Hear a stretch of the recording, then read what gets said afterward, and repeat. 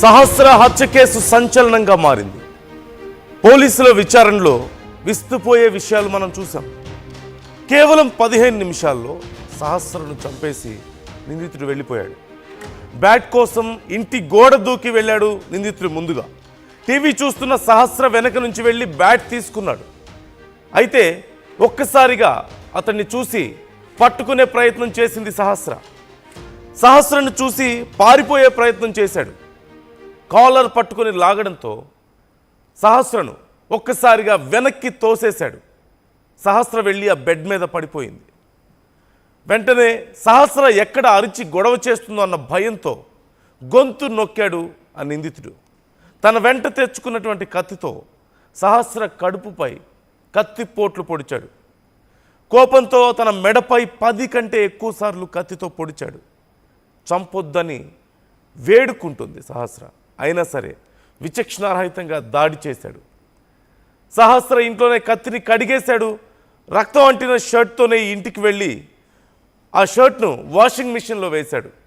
నిన్న పోలీస్ అధికారులు చెప్పినటువంటి వివరాలు మనం చూసాం. మీరు స్క్రీన్లో చూస్తున్నారు.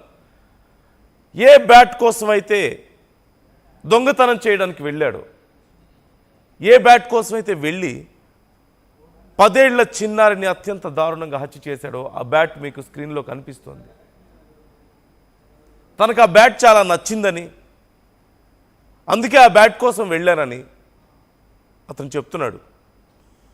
అయితే మరి నువ్వే ఇంట్లో బ్యాట్ కొనుక్కోవచ్చు కదా, నువ్వు సొంతగా ఒక బ్యాట్ కొనుక్కోవచ్చు కదా అని పోలీసులు అడిగినప్పుడు ఫినాన్షియల్గా మేము అంత స్ట్రాంగ్గా లేము అని చెప్పాడు.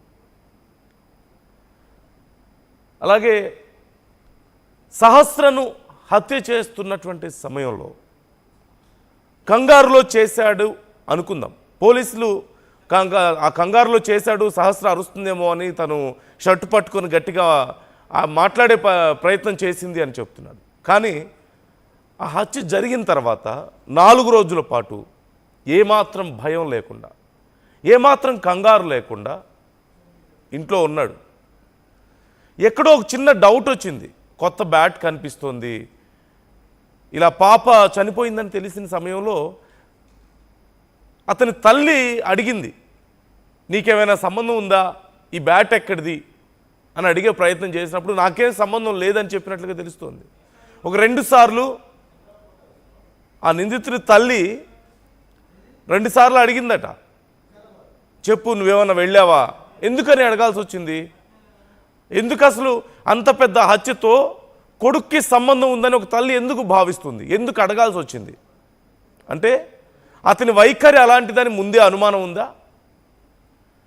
ఒక హత్యకు నీకు సంబంధం ఉందా అని అడిగిందంటే తల్లి ఎలాంటి మానసిక స్థితిలో అతను ఉన్నాడు. ఎప్పుడో క్రైమ్ థ్రిల్లర్స్ చూసుకుంటూ క్రికెట్ ఆడుకుంటూ ఉండేవాడే తప్ప పెద్దగా స్కూల్కి వెళ్ళడానికి ఇంట్రెస్ట్ చూపించేవాడు కాదు అంటూ పోలీసులు చెప్తున్నారు. ఓవరాల్గా జరిగినటువంటి ఇన్సిడెంట్ ఒకసారి మనం చూస్తే ముందు నుంచి చివరి వరకు అక్కడే పక్కింట్లోనే ఉంటూ సినిమాలు చూసుకుంటూ ఈ క్రైమ్ సిరీస్లు చూసుకుంటూ టైం పాస్ చేసుకుంటూ ఉండేవాడు. పెద్దగా స్కూల్ అంటే ఇష్టం ఉండేది కాదు. 15 ఏళ్ల వయసు. పోలీసుల రికార్డు ప్రకారం 14 ఏళ్ళు అని చెప్తున్నారు. 14 ఏళ్ళు దాటింది జస్ట్ ఇప్పుడే అంటున్నారు. సో 14 ఏళ్ళు నిండినటువంటి ఒక యువకుడు, ఒక టీనేజ్ బాయ్, చాలా అనుమానాస్పదంగా అతని మెంటాలిటీ అప్పుడప్పుడు ఉండేది అని. ఎందుకు ఇక్కడ ఈ మాట వాడాల్సి వస్తుందంటే ఒక అంత పెద్ద భారీ హత్య జరిగిన తర్వాత, ఒక దారుణమైనటువంటి హత్య జరిగిన తర్వాత తన తల్లి నీకేం సంబంధం లేదు కదా అని 2-3 సార్లు అడగాల్సి వచ్చిందంటే ఎంత అనుమానం ఉంటే అడుగుతుంది. ఎప్పుడు అల్లరి చిల్లరిగా తిరుగుతుండేవాడని, స్కూల్కి వెళ్ళమంటే వెళ్ళేవాడు కాదని, పేరెంట్స్ చెప్పినా కానీ వినేవాడు కాదని, ఇక చివరికి అతనికి చెప్పలేక ఆ పేరెంట్స్ సైతం తనని పట్టించుకునేవాళ్ళు కాదు పెద్దగా అంటూ తెలుస్తోంది. అయితే కేవలం అక్కడ మీకు స్క్రీన్లో కనిపిస్తున్నటువంటి ఆ బ్యాట్, ఆ క్రికెట్ బ్యాట్ కోసం వెళ్ళాడు. గతంలో కూడా కొన్నిసార్లు సడన్గా డబ్బులు వచ్చినాయని, ఆ డబ్బులు ఎక్కడి నుంచి వచ్చినాయంటే చెప్పేవాడు కాదంటూ తెలుస్తోంది. అంటే దొంగతనం అనేది గతంలో కూడా జరిగింది, గతంలో కూడా దొంగతనం చేశాడంటూ తెలుస్తోంది మనకి. సో ఇప్పుడు కూడా ఇక్కడ మనం కీలకంగా గమనించాల్సిన అంశాలు, అతని మానసిక స్థితి చాలా కీలకమైంది. ఒక బ్యాట్ కోసం దొంగతనం చేయడం, ఒక దొంగతనం కోసం పక్కాగా పేపర్ మీద రాసుకోవడం. సహజంగా ఎవరైనా దొంగతనానికి వెళ్లే ముందు పేపర్ మీద రాసుకొని వెళ్తారా? సహజంగా ఉండదు కదా, అసలు అలాంటి ఆలోచన ఉండదు కదా ఎవరికి. దొంగతనం ఎలా చేయాలి, డోర్ తీయాలి, లాక్ వేయాలి, ఇవి కూడా పేపర్ మీద రాసుకునే అంత ఏముంటుంది? చాలా కీలకమైనటువంటి సమాచారం ఏదైనా ఉంటే తప్ప. రాసుకున్నాడు అంటే అంత ఇమ్మెచ్యూర్ అని మనం చూడాలా? ఇవాళ రేపు ఇప్పుడున్నటువంటి జనరేషన్లో 15 ఏళ్ల వయసు అంటే చిన్న వయసు కాదు. చేతిలో మొబైల్స్ ఉంటున్నాయి, ప్రపంచం అంతా వాళ్ళు చూడగలుగుతున్నారు. దే ఆర్ బీయింగ్ మెచ్యూర్డ్ ఈ వయసులోనే. ఒకప్పుడు 20 ఏళ్లకో 22 ఏళ్లకు వచ్చేటువంటి మెంటల్ మెచ్యూరిటీ ఇప్పుడు 14-13 ఏళ్లకే వస్తుంది. ఆల్మోస్ట్ 8 to 10 years డిఫరెన్స్ ఇప్పుడు కనిపిస్తుంది. అది పక్కన పెడదాం. రాసుకున్నటువంటి తీరు మనం ఒకసారి చూడొచ్చు, ఆ నోట్ రాసినటువంటి తీరు. ఒకసారి స్టోరీని మనం చూస్తే వెళ్ళాలనుకున్నాడు, రాసుకున్నాడు, గోడ దూకాడు. ఖచ్చితంగా ఆ సమయంలో ఆ ఇంట్లో సహస్ర తల్లిదండ్రులు కానీ, సహస్ర కానీ, సహస్ర బ్రదర్ కానీ ఎవరు ఉండరని, స్కూల్కి వెళ్తారని చెప్పేసి అనుకున్నాడు. వెళ్ళాడు. తనతో తెచ్చుకున్నటువంటి కత్తితో డోర్ ఓపెన్ చేద్దామని ముందుగా ప్లాన్ చేసుకున్నాడు. కానీ అక్కడికి వెళ్ళి చూస్తే సహస్ర లోపల టీవీ చూస్తూ కనిపించింది. సహజంగా అలాంటి సందర్భంలో ఎవరైనా భయపడి వెనక్కి వచ్చేస్తారు. కానీ ఆ యువకుడు భయపడకుండా లోపలికి వెళ్ళిపోయాడు. స్లోగా లోపలికి వెళ్ళిపోయి ఆ బ్యాట్ తీసుకొని తిరిగి వస్తున్న సమయంలో ఒక్కసారిగా అలికిడైంది. సహస్ర చూసి ఎవరు నువ్వు ఏంటి అని గట్టిగా షర్ట్ పట్టుకొని అడిగే ప్రయత్నం చేసింది. ఖచ్చితంగా చుట్టుపక్కల వాళ్ళే తెలిసే ఉంటారు, ఎప్పుడు ఆడుకుంటూ ఉంటారు కాబట్టి ఎందుకు వచ్చావు ఈ టైంలో అని చెప్పేసి తన పర్మిషన్ లేకుండా వాళ్ళ ఇంట్లో ఉంటే సహజంగా ఆ ప్లేస్లో ఇంకెవరైనా దొంగ ఉంటే సహస్ర అయినా భయపడేదేమో. చిన్న పాప కదా, 10 years కదా, భయపడేదేమో. కానీ ఖచ్చితంగా తెలిసిన వ్యక్తి అయి ఉండడం వల్ల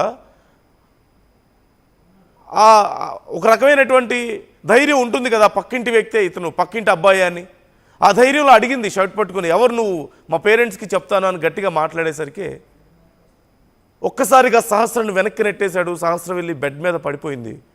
వెంటనే పైకి దూకి గొంతు నులిమే ప్రయత్నం చేశాడు. సడన్గా అతను గుర్తొచ్చింది కత్తి తెచ్చుకున్న విషయం. తన పాకెట్లో ఉన్న కత్తి తీసి ఒక్కసారిగా సహస్రను పొడవడం మొదలుపెట్టాడు. ఎన్నిసార్లు పొడిచాడో, అసలు ఎందుకు పొడుస్తున్నాడో తెలియనంతగా పిచ్చిగా విచక్షణ కోల్పోయి 18 సార్లకు పైగా కత్తితో పొడిచాడంటే ఎంత క్రూరత్వం ఉందో అర్థం చేసుకోవచ్చు మనం. పొడిచి సహజంగా ఇక్కడ కూడా పొడిచి ఇంటికి వెళ్ళిపోయాడు, గోడ దూకాడు, ఇంటికి అక్కడే కత్తి కడిగేశాడు. కత్తి కడిగి ఇంటికి వెళ్ళాడు. ఇంటికి వెళ్ళిన తర్వాత తన షర్ట్ మీద చిన్న చిన్న మరకలు ఉన్నాయి. ఇంట్లోకి వెళ్ళేసరికి పేరెంట్స్ ఉన్నారు, వాళ్ళ ఫాదర్ ఉన్నారు. వాళ్ళకి కనిపించకుండా దండి మీద ఆరేస్తున్నటువంటి ఒక షర్ట్ తీసి అడ్డంగా పెట్టుకొని బాత్రూంలోకి వెళ్ళాడు, స్నానం చేశాడు. ఆ షర్ట్ తీసుకువెళ్ళి వాషింగ్ మిషన్లో వేశాడు. ఏవైతే రక్త మరకలు ఉన్నాయో ఆ షర్ట్ని వాషింగ్ మిషన్లో వేసేసాడు. కానీ క్షణికావేశంలో ఎవరైనా చేస్తే ఒకవేళ ఆ సమయంలో భయపడతారు కదా. క్షణికావేశంలో చేసిన అన్నిసార్లు కత్తితో పొడుస్తారా? సరే, ఒకవేళ ఆ భయంలో క్షణికావేశంలో చేశాడు అనుకున్నా వెంటనే రియలైజ్ అవుతారు కదా ఆ రక్తాన్ని. అలాంటి పరిస్థితుల్లో చూసుకుంటే తనని తాను చూసుకున్న అలాంటి ఒక సీన్ చూసిన తర్వాత ఎవరైనా భయపడతారు. ఒక 14 ఏళ్ల వయసు ఉన్నటువంటి వ్యక్తి అంటే ఖచ్చితంగా భయపడి పారిపోయే ప్రయత్నం అయినా చేయాలి, లేదంటే ఏడ్చుకుంటూ పేరెంట్స్ దగ్గరికి వెళ్ళి ఇలా జరిగిపోయిందని చెప్పే ప్రయత్నం అయినా చేయాలి. కానీ అదేం చేయకుండా ఏదో ఒక ప్రొఫెషనల్ లాగా వెళ్ళి అక్కడే కత్తి కడిగేసి షర్ట్ని తీసేసి వాళ్ళకి కనిపించకుండా, ఇంట్లో పేరెంట్స్ ఉన్నా వాళ్ళ ముందు నుంచే షర్ట్ కనపడకుండా వెళ్ళి తీసి వాషింగ్ మిషన్లో వేసి స్నానం చేసి డ్రెస్ చేంజ్ చేసుకుని వచ్చి ప్రశాంతంగా అక్కడ కూర్చున్నాడంటే ఏమాత్రం భయం లేకుండా, ఇది సాధారణ మానసిక స్థితేనా? అనుమానం రావడం లేదా అతని మానసిక స్థితి మీద?